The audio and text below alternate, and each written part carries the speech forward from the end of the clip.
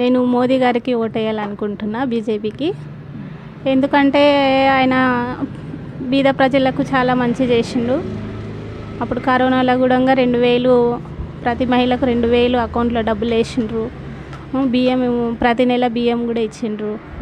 ఆయన పిఎం అయిన తర్వాత కాల్పులు అలాంటివి కూడా చాలా తగ్గినవి. రామ మందిరం కట్టించిండు అయోధ్యలో. ఇక ముందు ఆయన పిఎం అయితే ఇంకా ప్రజలకు చాలా బాగుంటుందని కోరుకుంటూ ఆయనకే ఓటేస్తున్నాను. ఎవరు కోట వేస్తారు అక్క? మోదీకి, నరేంద్ర మోడీకి. ఎందుకంటే కరోనా టైంలో హెల్ప్ చేసిండు, 1500 ఫ్రీ బియ్యం ఇచ్చిండు, రామ మందిర్ కట్టించిండు, అక్షంతలు పంపించిండు, ఆర్మీకి వాళ్ళకు కూడా నిలబడ్డాడు. అందుకోసం కన్నా మోదీకి వేయాలనుకుంటున్నాం. 10 ఏళ్ళ కొలిగి ఆయన మంచిగా వేసుకుంటూ వచ్చిండు, ఇప్పుడు కూడా వేస్తాడని నమ్మకంతో వేయాలని అనుకుంటున్నాం. తాత ఈసారి ఎవరు కోటేస్తావు తాత? మోడీకి. ఎందుకు? ఎందుకంటే మాకు అభివృద్ధి మంచిగా చేసిండు. అయోధ్యలో రాముల వారి గుళ్ళు కట్టించిండు, గోపురాలు, అద్దాల మేడలు, సాలుకు 1000 స్తంభాలు కట్టించిండు. మనకు కూడా మంచిగా చేస్తాడు.